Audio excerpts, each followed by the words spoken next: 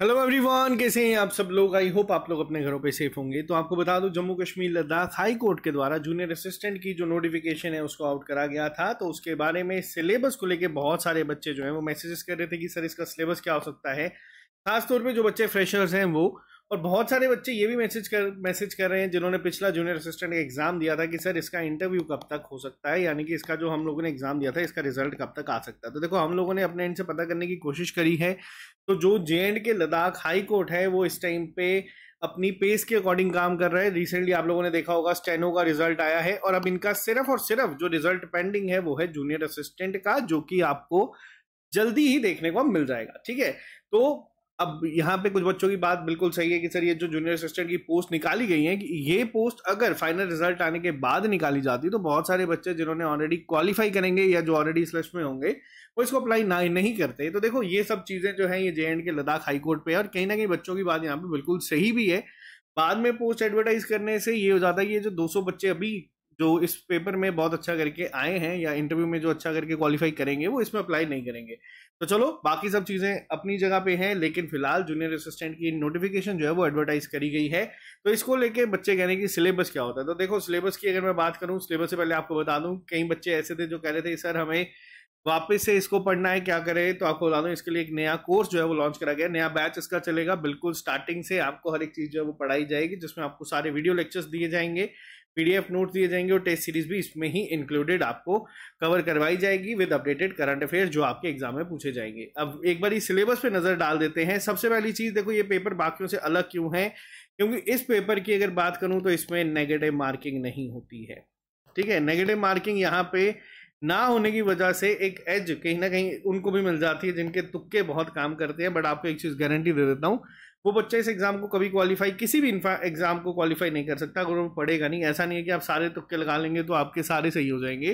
तुक्के भी उन बच्चों के सही होते हैं जो पढ़ के जाते हैं। ये ग्राउंड रियलिटी है जो आप लोगों को पता होनी चाहिए। इसके अलावा अगर मैं बात करूं, आपका जो इंटरव्यू है यहाँ पे 20 मार्क्स का कंडक्ट करवाया जाएगा। जो बच्चे पिछली रिक्रूटमेंट दे के बैठे हैं, जो बच्चे हमारे साथ जुड़े हैं 60+, 65+, स्कोर 58+ कर रहे हैं, तो वो बच्चे भी इंटरव्यू का वेट करें। जैसे ही आपके इंटरव्यू की कॉल आएगी तो आपका इंटरव्यू गाइडेंस प्रोग्राम वहां पे वापस से कंटिन्यू हो जाएगा। तो इसके अलावा 80 मार्क्स का आपका एक पेपर जो है वो कंडक्ट करवाया जाता है। टोटल 80 मिनट्स आपको दिए जाते हैं। नेगेटिव मार्किंग इसमें नहीं है, और जो इंटरव्यू के लिए कॉल आती है वो 5:1 में आती है। अगर इस पेपर में आपकी तकरीबन मान लेते जैसे 50 वैकेंसीज हैं, तो पहले 250 बच्चे जो होंगे उनको इंटरव्यू की कॉल आएगी। पिछली रिक्रूटमेंट में क्या था, 200+ वैकेंसीज थी, तो उनमें 1000 बच्चों को इंटरव्यू की कॉल आएगी। ठीक है। इसके अलावा अब पेपर का पैटर्न क्या रहता है, देखो पेपर की पैटर्न की बात करूं तो 4 सेक्शन इसमें रहती हैं। सबसे इंपॉर्टेंट आती है जनरल इंग्लिश, 30 मार्क्स की है। लेकिन यहाँ पे अगर मैं जनरल इंग्लिश की भी बात करूं तो इंग्लिश वाला पार्ट इसमें कहीं ना कहीं 20 से 25 मार्क्स का ही होता है। 5 नंबर का जो क्वेश्चन रहते हैं वो कहीं ना कहीं आपके इस तरीके से रहते हैं। Factual understandings of events, dates and people, तो ये आपको पूछे जाते हैं कहीं ना कहीं पेपर में।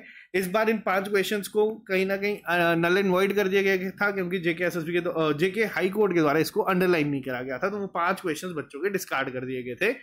इसके साथ साथ general knowledge current affairs 25 marks ही रहती है।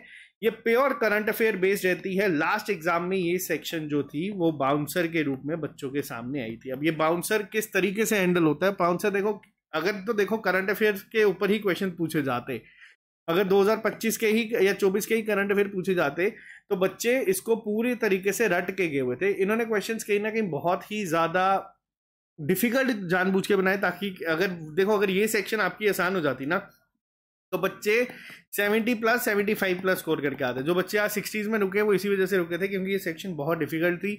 बहुत ही ज्यादा ऊटपटांग करंट अफेयर्स पूछे गए थे इस बार। लेकिन इस चीज को कवर करने के लिए हम लोगों ने ये चीज डिकोड करी है कि ये चीजें कहाँ से आती हैं, और आपको इस बार करंट अफेयर हम लोग कोशिश करेंगे कि पूरा इन डिटेल सारे के सारे प्रोवाइड करे जाए।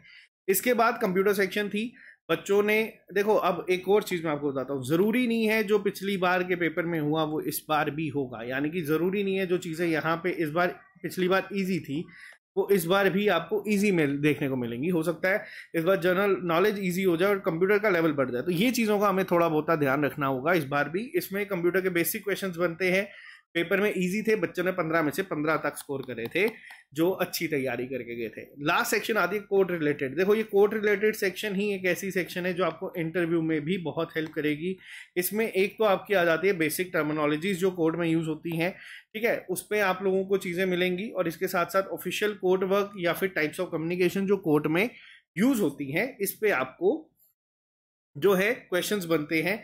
लेकिन हम लोगों ने पिछली बार भी इसमें कुछ एक्स्ट्रा चीजें करवाई थी जो बच्चों को भी इंटरव्यू जैसे होगा उसमें आपको पता चलेगा किस तरीके से काम आएगी।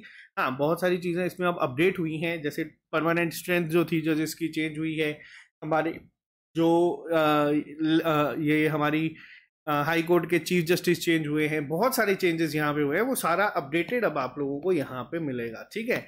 इसके साथ साथ जो बच्चे फ्रेशर्स हैं, और एक अच्छी चीज क्या है इस रिक्रूटमेंट को लेके, जूनियर असिस्टेंट हाई कोर्ट में हर साल होती है, ठीक है, ये हर साल नोटिफिकेशन आती है, हर साल पेपर होते हैं। तो अगर आप अच्छे से एक बार तैयारी करके जाओगे, आप लोग इसको एनालाइज कर सकते हो अपनी तैयारी को, इस बार नहीं अगर हुआ तो अगली बार अच्छा कर सकते हो। और इसके साथ साथ यहाँ पे एक आपका इंटरव्यू भी होता है, ठीक है, तो इंटरव्यू के लिए भी आपको यहाँ पे हम लोग गाइड कर देते हैं किस तरीके से करना है। बाकी तैयारी आपके अपने ऊपर रहती है कि किस तरीके से आपको चीज़ें करनी है।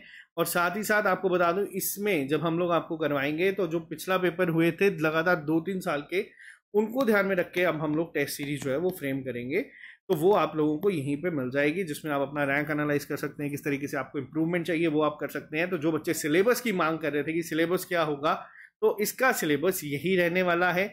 आप लोग अपने इन पे तैयारी करें। जो बच्चे सिर्फ टेस्ट देना चाहते हैं तो उनको टेस्ट सीरीज के लिए भी मैं अलग से इन्फॉर्म कर दूंगा। पेपर इसका जल्दी ही होता है, आप लोगों ने देख लिया होगा, पिछले साल भी जून अगस्त जुलाई अगस्त में ये नोटिफिकेशन आई थी, और दिसंबर की छुट्टियों की वजह से डिले हुआ और मार्च में ये पेपर हो गया था। अब ये पेपर वापस से आया है, और जिन बच्चों का पिछली बार का स्कोर अच्छा है, आप लोगों को ये रिकमेंड करूंगा कि आप इंटरव्यू की ही तैयारी के ऊपर फोकस करें अपनी।